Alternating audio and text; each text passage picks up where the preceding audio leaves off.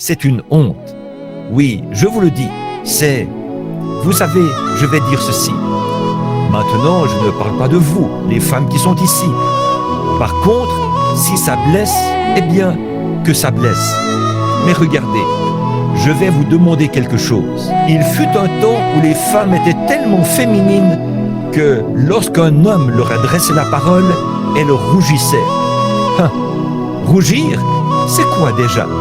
Ça fait tellement longtemps que je n'ai pas vu ça que si une femme rougissait, je ne saurais même pas ce que c'est. Elles n'ont plus cette dignité, plus rien de ce bel esprit féminin. Elles sont tout simplement, elles portent des vêtements comme ceux d'un homme, elles se coupent les cheveux comme un homme, elles fument comme un homme, elles boivent comme un homme, elles jurent comme un homme, elles votent comme un homme, elles travaillent comme un homme. Alors elles sont devenues rudes, robustes. Oh là là, on voit par là où vous en êtes. C'est exact. Une petite femme distinguée, ça, on n'en voit plus beaucoup. C'est une personne difficile à trouver, pas vrai? Oui, c'est la vérité. Donc, la femme n'est pas censée se tenir là à agir comme un homme, faire l'importante et la dure à cuire, parce qu'elle est délicate. Dieu l'a fait ainsi. Je peux démontrer ça par les Écritures. Oui, monsieur, c'est vrai, mais évidemment, on dévie de la question ici. Mais je ne veux pas en dévier trop de cette question. Mais vous voyez, c'est là qu'il a fait son premier homme, qu'il l'a fait à son image. De même, Dieu, avant même qu'il y ait une seule étoile, il savait que ce monde existerait. Et il savait que moi, je serais William Branham en train de prêcher l'évangile du haut de la chair. Et que vous seriez Jean un tel, assis là à l'écouter, dès avant le commencement du monde.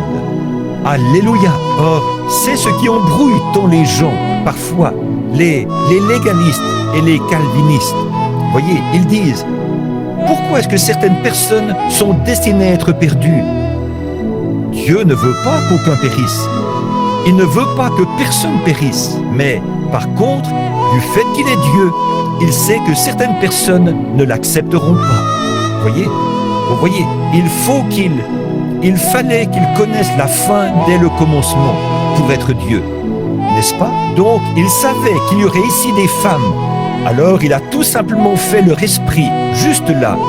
La Bible dit, dans 1 Genèse 1, 26, il le créa, lui, l'homme, par une préfiguration, mâle et femelle. Amen. Voyez, par une préfiguration, il a fait la femme et l'homme, avant même qu'ils aient été formés de la poussière de la terre.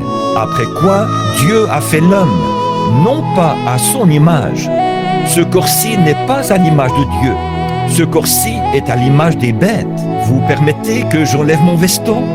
Il commence à faire chaud sur l'estrade. Je porte une chemise déchirée, mais vous ne le remarquerez pas. Ma femme m'a dit que Jessé n'était pas passé prendre la lessive, alors... Mais regardez, le sujet qui nous occupe en ce moment compte plus pour nous qu'une chemise déchirée devant la chair, n'est-ce pas? Pour nous,